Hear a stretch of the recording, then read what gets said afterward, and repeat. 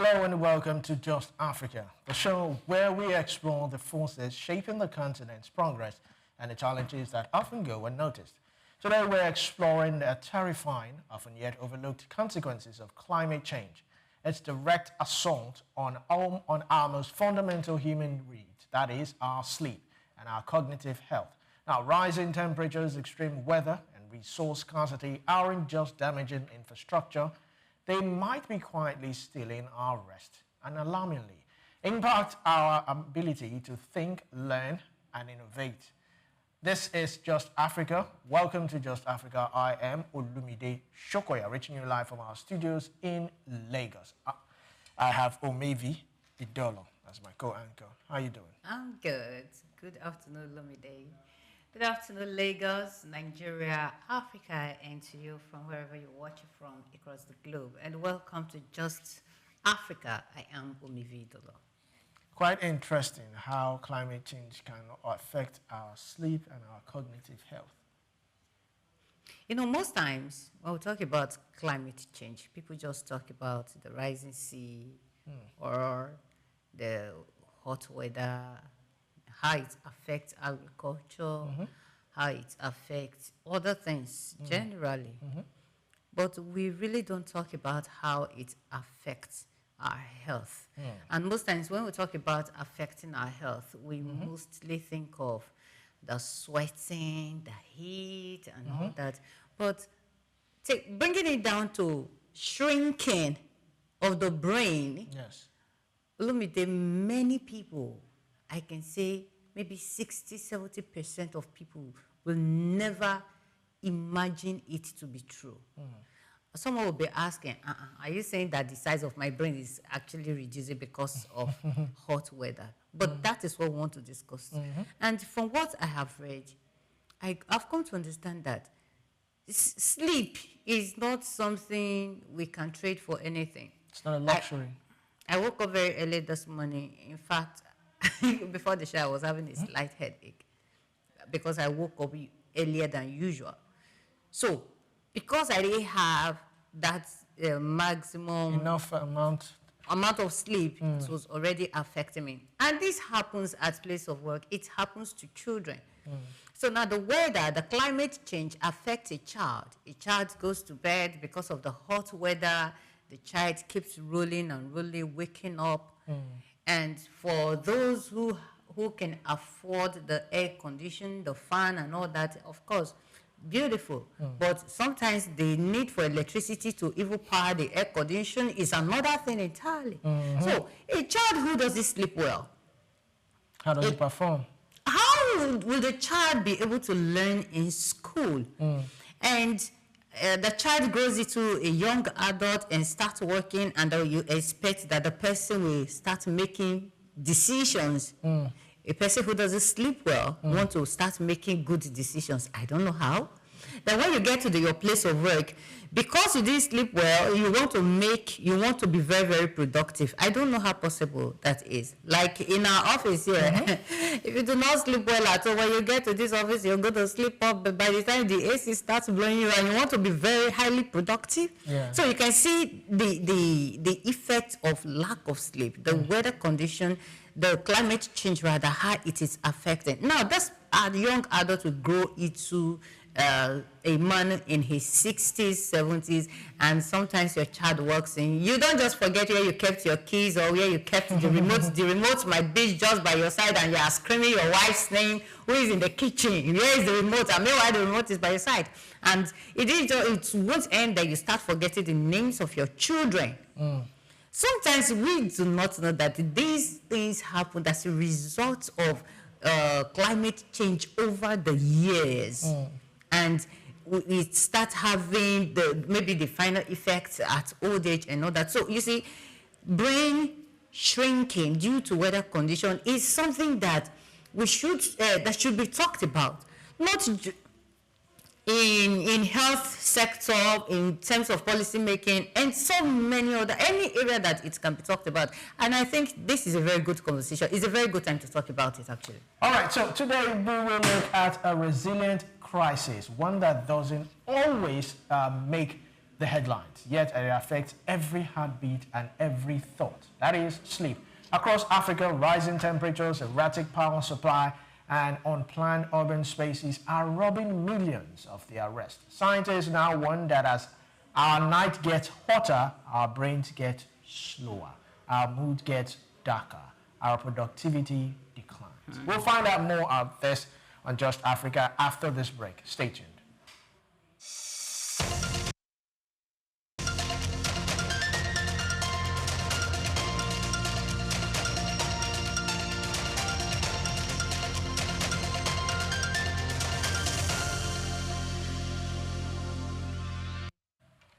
Welcome back to Just Africa. Now, today's topic is stolen sleep, shrinking brains. How climate change can threaten Africa's rest and cognitive health.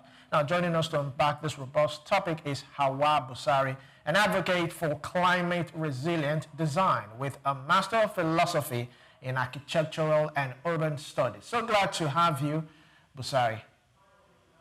Hauwa Busari. Thank you very much. Thank you very much. And I don't know, can you confirm if you can hear me? Yes, I can hear you clearly. Yeah. I'm sorry I lost my voice a bit because I came to Nigeria and the Climate dust and change happened. everything. Yeah, I think it's the climate change as well. Yeah. All right, so let's look at the big picture. How exactly does climate change, especially rising night temperatures, affect the way Africans sleep and, of course, recover? Well, that's a very interesting question. So when we talk about climate change, a lot of people just think about is rising seas, flood, drought, crops not yielding well, but we often forget the impacts of what it does to our health implications. So I'll give a typical scenario of what I've experienced in Lagos. I don't know if you've noticed at night when you're supposed to sleep and then your room doesn't get cold, it just keeps that normal temperature of hotness. And ideally, the night temperature is supposed to be down, cool, so that your body relaxes and every other immune or your brain, your heart should be able to relax well. But when these things don't happen, then the brain health, your heart condition, every part of your body system doesn't relax as well. Then it's start threatening other health implications, maybe like cardiovascular diseases, Alzheimer's, dementias, and several other diseases. So the implication is right now we might not see the effect now because it's slowly is a slow death that we don't see it right now, but subsequently over time, over years, it becomes a serious issue. Like you could start seeing somebody who drops their key somewhere, maybe on a table, and you could vividly see your key on your table, but you can't see it any longer. You have to start asking questions. Where did I drop my key? But it is right there. And from there, it's transgressed to something like you forget your child's name. Who are you? Those questions are actually hurting for somebody who you grew up to know your father or maybe your mother or one of your parents, and all of a sudden they can't just recall you, they can just remember who you are, not because of what's not because of their own effect, but because of what climate change have done over time to their health conditions. Okay, now this climate change, is it just now we're realizing it, or has it been happening before? Also, is it just peculiar to Africa because they say it's hot in Africa? I mean, if you go to other climes, it's the weather is a bit cold there, and that's why you have Nigerians. Some Nigerians can stay abroad. Some, are well comfortable staying in Nigeria or in Africa. So, is it just peculiar to Africa, or is it across continent? Climate change is a planetary problem. Every part of the world is being affected by climate change. So it just depends on the effects on how we get it. So I'll use an example of for Africa, our temperature will get hotter. And when you look at the Europe, they're already experiencing climate change. They are getting more hot weather than cold weather. So that's also the effect of climate change. So it's a general issue for every humanity that lives on this earth. So when it comes to living in a hotter condition and maybe going to a colder condition, you can live there. I was in the UK. I couldn't adapt to the temperature, but it came to a certain time. Like I I I think when the summer came around, I was like, no, this is hotter than Lagos. And when you ask somebody who has lived there over 20, 30 years ago, they'll tell you they haven't experienced this sort of summer. The temperature was just too high. So it is something that is happening in every part of the world.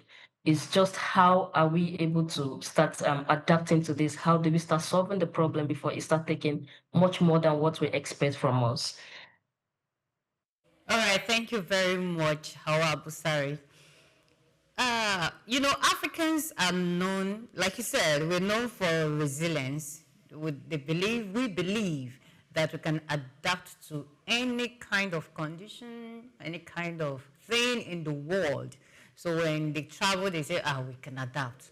But when it comes to something as basic as sleep, how much resilience do you think we can really take? Well, for sleep, I'm not sure we can cheat sleep. It's nature. We can never cheat it. Yeah. I know a lot of people, I've met a lot of people, they'll tell you, I don't sleep for 2, 3 days. I tell you, at the 50th day, they will tell you what their body is telling them. You can never deceive nature. It's not possible. So right now we are in denial. I would say we are in denial state because we always feel like we have the tough skin to our resilient nature can make us adapt to everything. Well, I would say maybe for daytime time. I think we're experiencing a bit of, we'll try and get our back Yes. as we progress. But it's quite interesting. I think growing up, we were told, okay, let's have Hauwa back. Hauwa Busari, welcome back. Yes, please, can you hear me? Yes. I don't know. I think you lost me for a bit there. I'm trying to prepare those. Yes, you can go ahead and continue with your thoughts. Okay, yeah. So I'm sorry. I need to like go back to where our conversation. Okay, how the sleep affect our architecture.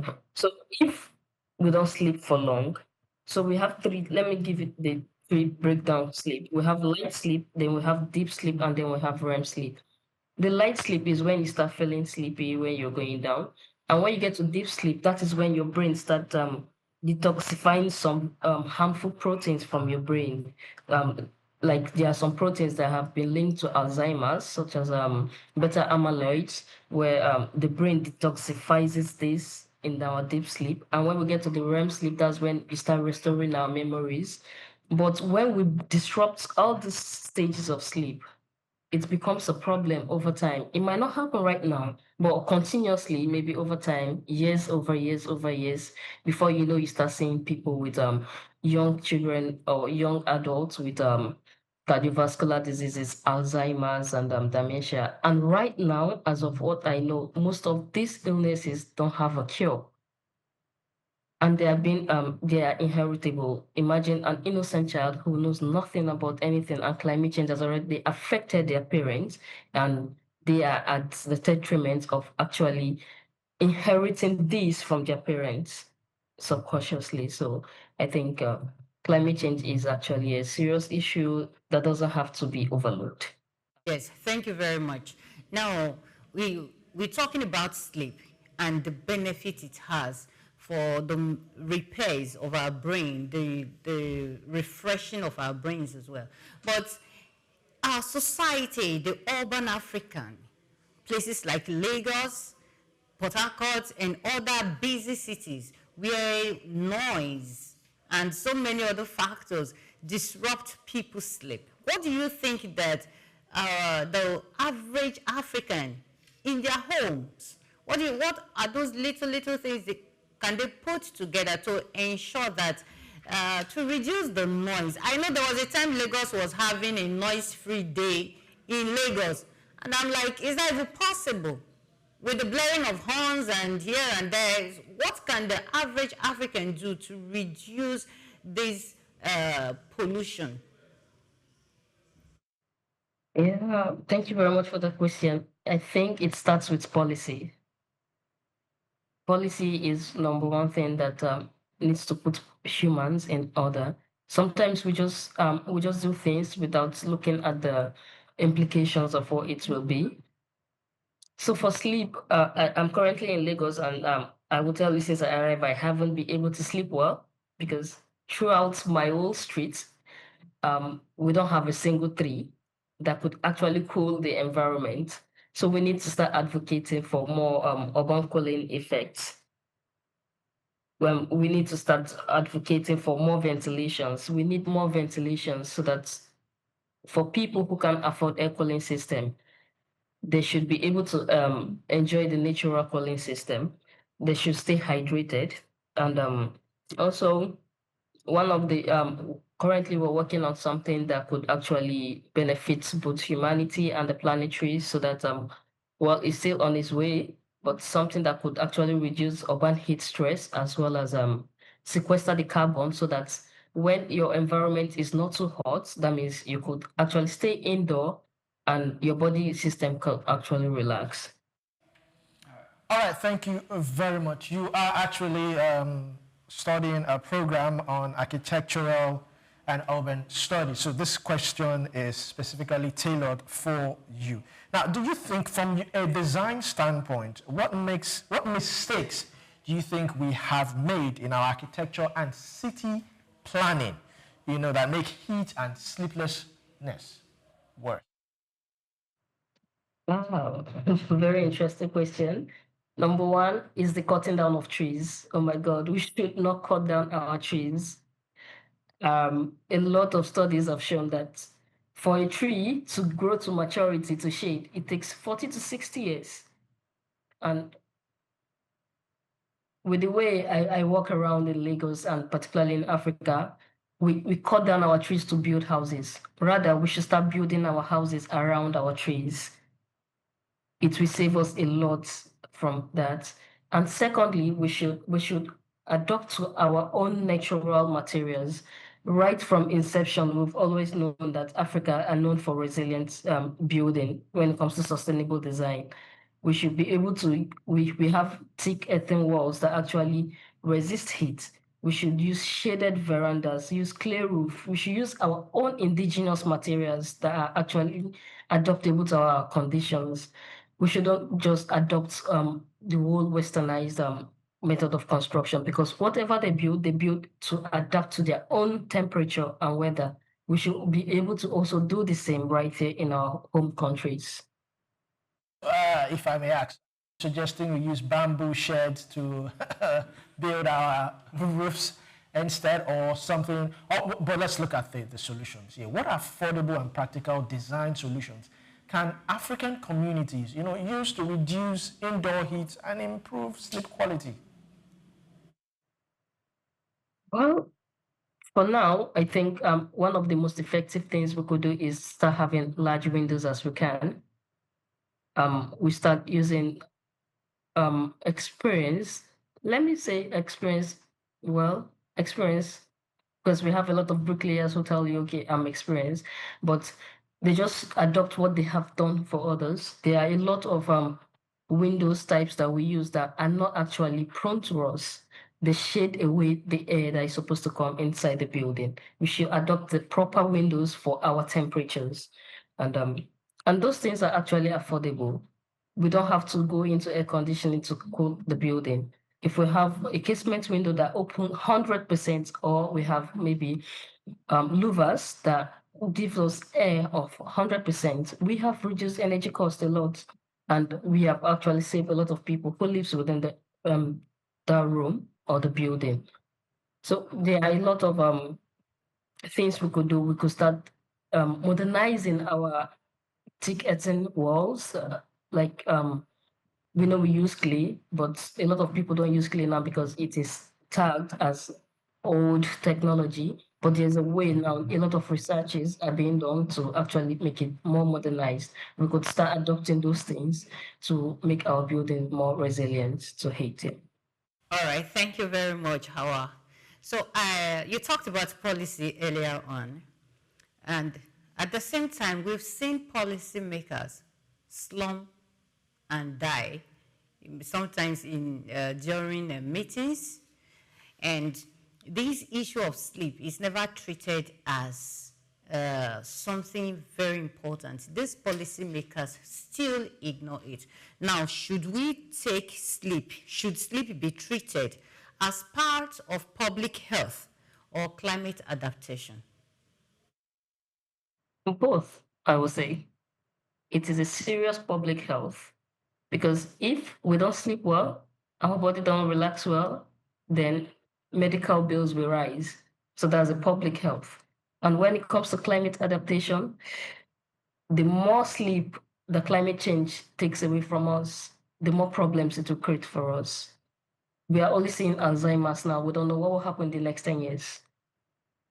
What do you think is responsible for the ignoring of sleep by policymakers?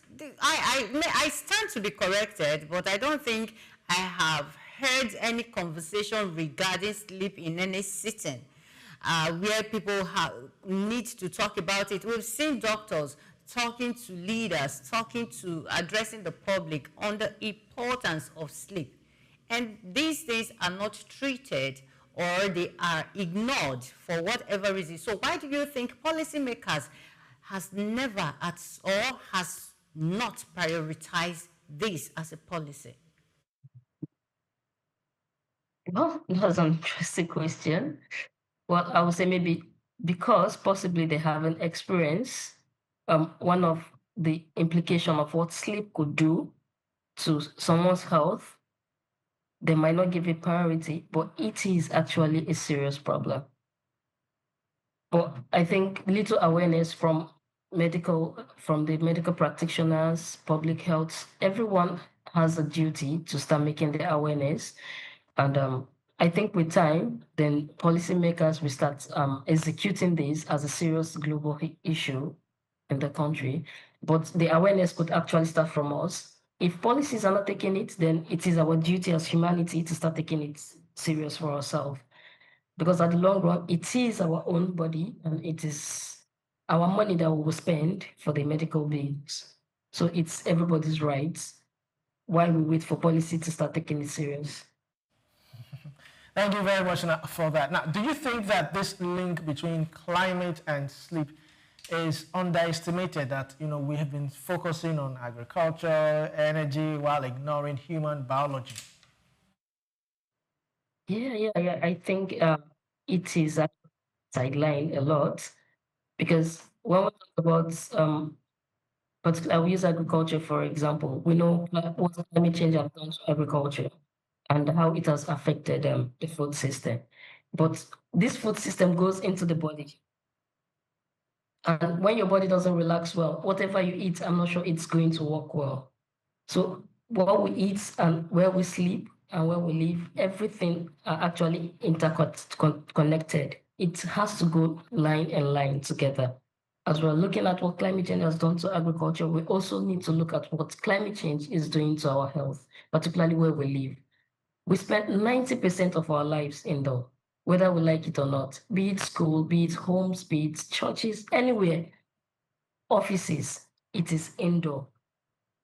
So we need to start taking that as a very serious issue, like we take every other climate change activities.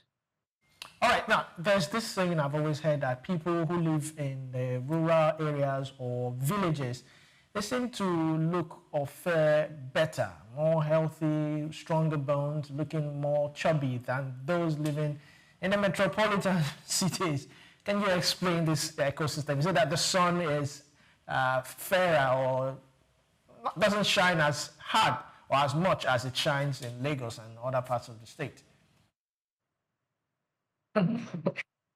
Well, that's not the issue. So excuse me. So there's something we call urban heat island.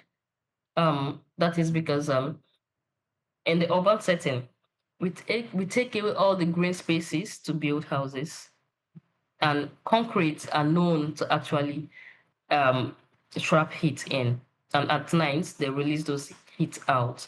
But when you go to rural settings, you start seeing bushes, you start seeing greenery. So those greenery actually trap those heat and they keep it, and at night they release this cool air for us.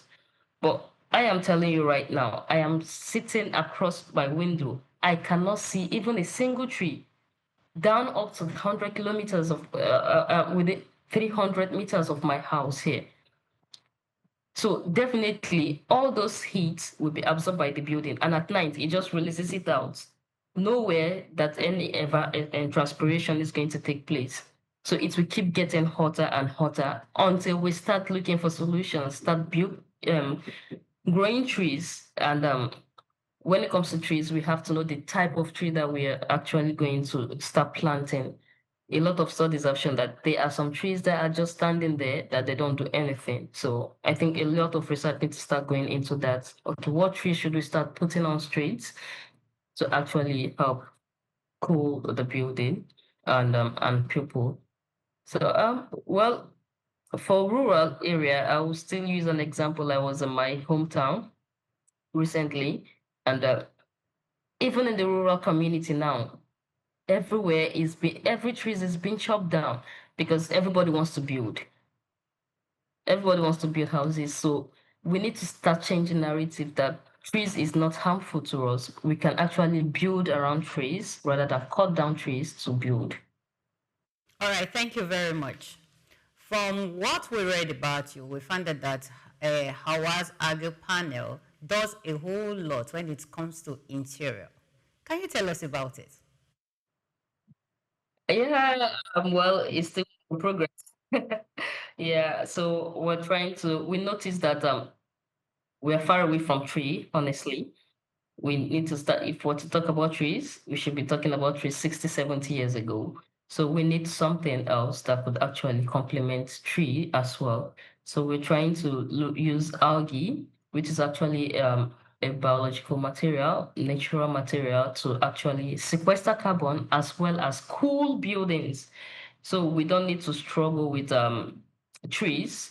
While trees are growing, algae are also helping protecting humanity in their homes, as well as sequestering carbon, filtering the air particularly. So it does a lot of things. The biomass could also be used as a biofertilizer where we start having good food. It all in all is something that has to combat climate change as well as humanity. Okay, what's the level of affordability of Hauwa's algae? Because it says it is not something that is easily accessible. Someone may be thinking that may be very expensive or something. Well, for me, I'm one of affordability because I've lived this experience. Yeah, I lived in Lagos and I've seen what it can do. So I'm a very, very advocate of affordability. 70% of Nigerians cannot afford things that are expensive. So we are actually working towards making it very affordable for the common man. And particularly aside the affordability, we're also looking at the health. So we should, if it's not so much affordable, but it saves you a lot from medical costs, I think it goes a long way. But affordability is one of our major things, yeah. All right, thank you very much. So, in all of what you've said, what principles should guide the future of African homes, schools, hospitals, just to make them not just sustainable, but truly livable in a warming world? Please, can you come again with the question? I didn't get that.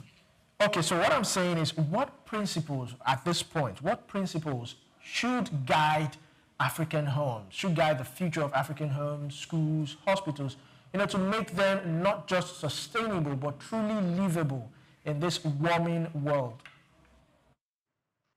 We need to start building that breathe. Our building needs to start breathing like humanity breathes.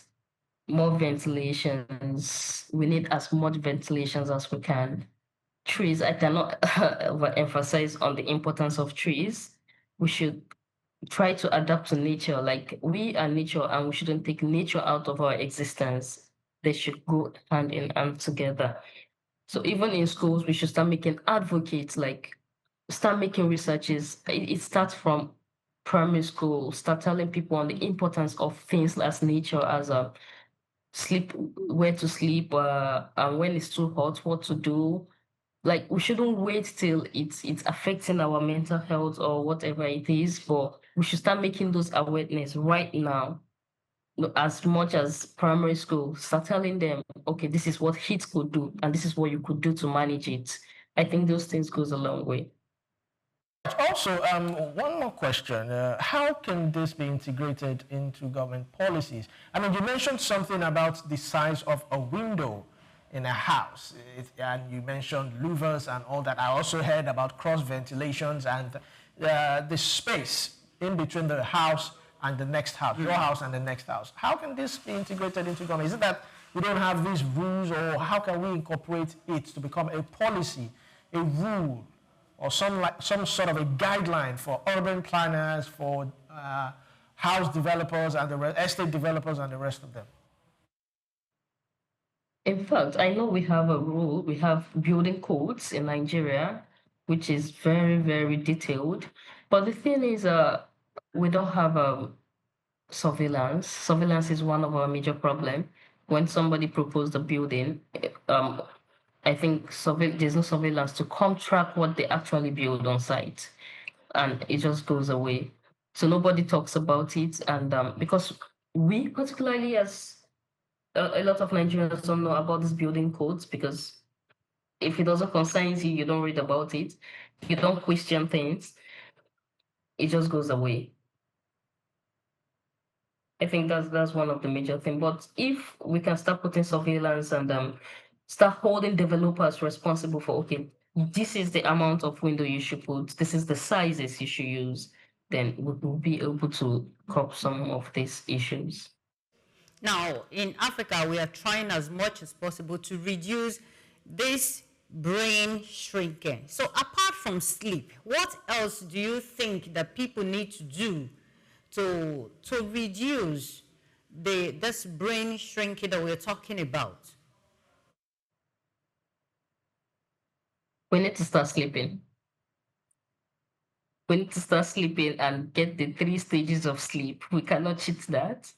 And we need to start making awareness about nighttime heat and how to manage it. I know there's a lot of times when we have high temperatures, maybe 37 degrees during the daytime, and there's awareness, there's this alert around, but nobody talks about the nighttime heat. So we need to start talking about nighttime heat. What should we do? Sleep with light clothes. Our bedding should be very light, so that it allows the body to rest. And fan is also another thing for the low income earners. However, we hope that the radiation and the carbon emission doesn't exceed what it is right now. But with time, fan might not be able to do the cooling effect any longer. And also, we need to start planting as much trees as we can. There are also other things like green walls, but they might be too expensive, but they are also investments for our health. Okay, so thank you for the sleep. Now, talking about the awareness, do you think there are challenges that people face, those that are creating the awareness, especially those in the health sector? Are there some challenges that they encounter while creating this awareness? And what can they do to ensure that not just those in the urban area, but everyone gets to understand the importance of ventilation, tree planting, and everything that involves well-being? If there are challenges to this awareness, what can they do to ensure that people are well communicated to? Okay, thank you so much for that question. For me, I think for the medical practitioner, they are trying their best enough, but I think we need to start asking people of how their living condition is. Sometimes you might tell somebody, okay, sleepwear is ventilated. They actually don't understand what ventilation means. They don't understand the size of their windows. They don't know, okay, this is the type of window that is supposed to be here, or or that. Okay, I'll give an example. For somebody who has cardiovascular disease, maybe heart problem or possibly diabetes, the temperature you're supposed to sleep in at nighttime should not exceed 26 degrees at night. But consecutively, you keep sleeping in 28, 30, 28, 28, 30, 28, 30 degrees over time. If you're able to survive the first heat wave, there's tendency that the next heat wave that might come, you might not be able to survive it because your body system is not relaxing enough. And whatever medication you're taking might not even work, but rather complicate issues for you. So sometimes people need to know, okay, I need to stay at 26 degrees for my mental health and my body system to actually relax. So a lot of awareness needs to go to that. And people don't know the difference between 26 degrees and 27 degrees. They think, it's just 1 degrees. Let me just overlook it. The difference between that 1 degrees is survival. That 1 degrees alone is the survivability of that 1 degree. It goes a long way. So if you have an air conditioning system in your house, maybe 1.5 horsepower, and you move from 26 to 27, your room will not get cool. You will be thinking of getting an extra fan to actually cool down the room. So I think people need to understand the difference between a shift in this temperature and what temperature is right for their health. Particularly for children, 23 degrees is the best. But when you put a child to 28 degrees every now and then, you are deforming the child's brain. A lot of research has been done on that, on what heat could do to the shrinking of a child's brain. So I think the awareness needs to be properly communicated. We need to know, understand how is your room designed? Where is your window facing? What is the size of the window? Okay, if you're sleeping close to your bedside, please, okay, start sleeping very close to your window. I think those little, we need to actually go down. We need to go streamline the question deep down to actually understand this thing so that we'll be able to share those awareness and people could start understanding. Okay, maybe my bed shouldn't be by the wall because based on my research, our bed always stays by the wall, and that is where get hot the most.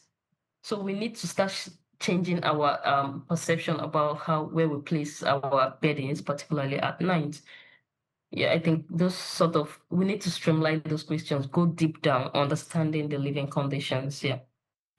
All right, so Hauwa Busari, I'd like to ask, so how do you monitor these temperatures? Is there something, some form of equipment? How do you know when the temperature of the room rises or reduces? You know, for those who might, you know, want to stay afloat or, you know, be proactive. Sorry, how do you monitor what again? I said, how do you monitor? How do you come about room temperatures when it increases, when it reduces? I mean, for an average citizen at home right now, if he wants to know, okay, what is my room temperature like? When what happens when it increases or it decreases? How will I stay informed? Okay, yeah. So I know we have a lot of hands-on indoor thermostats that you can place on your walls that tracks the daily temperature of your room, both indoors and outdoors. I know I've seen one where it tells you what the outdoor temperature is and tells you what your indoor temperature is. So if you're able to know, okay, the indoor temperature is 27, you know you're at risk, then you should be able to start, okay, I need to place fan here or I need to move to where I could get ventilation. So I think there are a lot of hands-on indoor temperature thermostats that we can start placing our hands on, place them in every rooms as possible as well. Yeah. Could each rooms, do they have the same temperature or different temperatures, or houses or areas or communities? You know. Yeah, for the each room, there's tendency for each room to have different temperatures because the south facing wall is where get hotter because that is where the sun actually hits the most. So for somebody who their wall is west facing, they might not experience a lot of heat, and but for the south facing wall, it's usually very hot. So when you have um the wall or the south facing, which is very hot, you could actually shift your bed to the south and west side. That is, if you're lucky enough, if your walls are within that range. I think, yeah. Thank you very much. You talked about the sleeping position, the need for people to keep their windows open during the heat period when the climate has affected so many things, for you to be able to rest and to keep the room well ventilated. Insecurity. Many people feel that because of the level of insecurity, they can never keep their windows open, they can never leave their windows opened. So, and the person can't afford an AC. And the fan that is available, there is no power to buy it. What do you expect such a person to do? Well, that's a very complicated one. That's a complicated one. Insecurity and life. Well, well, I'm trying to think. I think, I don't know, I've tried sleeping in heat. Sometimes I might choose my window open because you might not be able to survive the night. Yeah, I have lived somewhere as, I don't know if you know me, Lagos Island. You might not be able to survive the night, but the beauty of it is we are working on something that could actually be possible to close your window and your room is closed. But I don't know which one to choose between closing your window because of insecurity and health implications. Those are very, very two dangerous things, actually. You are working on something that can, help you close your windows and still, enjoy some form of fresh air. Shed more light on that if you can. So, from my research, we already know that the walls are actually what made the rooms hotter. And if your walls don't get hot, that means you can stay in your room, which is quite cool. And so we are trying to now trap that sun from outside with our panels. You could place the panels on your walls depending on the square meters of your room. You place it on your walls or on your roof, depending on how you want it, as much as possible.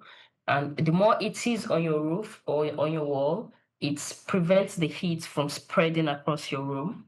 That is one. It also sequesters carbon. That is all those bad airs. It filters the air. You start breathing in good air because algae has the potential to actually filter all the bad airs within the environment. And as well, having the panel alone doesn't just sit there. Aside the health implication, you have the tendency to also get the biomass that comes from these things and sell. In a way, we're trying to provide income for those the less privileged and the most vulnerable, because those are the most targeted and the climate injustices are being affected more. So that majorly we are trying to reduce heat, filter the air, and as well provide source of income for people who are the most vulnerable.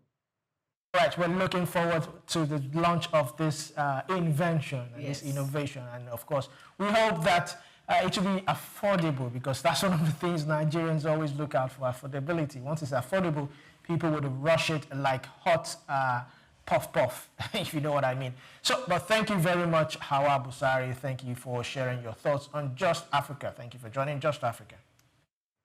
Yeah, thank you. You're welcome. Quite interesting what she said there, especially the last part, the innovation they are working on. I mean, it's something that, it could bring some form of succor, because if you look at the price of air condition these days, 1 horsepower, 2 horsepower, it's not even smiling. Some are going above $500,000, and people see it as luxury, but it isn't luxury actually. Yes, for me, I think we should still go back to tree planting for our It houses. takes 40 years, like she said. Yes, but it is, if many people- landlords had started 40 years ago, by now we would not be talking about tree planting. Instead of deforestation, I think we should really come back to afforestation right now. In our compound, in our spaces. Let's begin the cultivation of trees. There's a place I passed some weeks back on, of course, the Lagos Road. the Ikorodu Lagos Road. And I discovered that maintenance were done on the road. So what they did after the whole maintenance, I discovered that right now they've planted some trees. No matter how tiny the space was, so long there is soil there, they planted trees. And of course, now we're looking at it like, when will this one grow?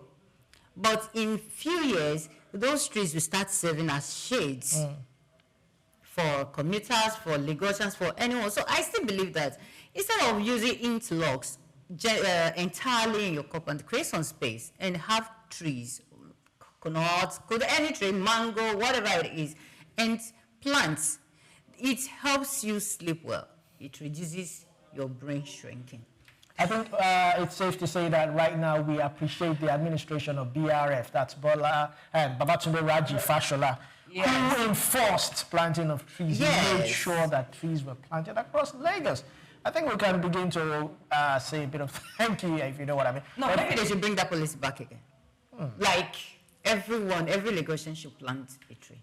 They should bring it back. Well, we can start from our schools also. We can start teaching the students how to imbibe that culture of planting in their homes, you know, and all that. That, you know, we start from the cradle, we started from young, so that by the time they grow up, they're already used to it. They know that, okay, yes, if I'm going to build my house, I must have trees around it, so that, you know, for easy ventilations. And also to our agents, our house agents, developers, and the rest of them. You know, in their bid to make quick money, you see that with some houses have just one tiny, you know, window, and you wonder, how am I going to even breathe in that window? But because a lot of people resort to using air conditioners, they don't really care. Landlords also just want to make money. Some of these buildings don't even have space for air conditions anymore, especially for the outside units.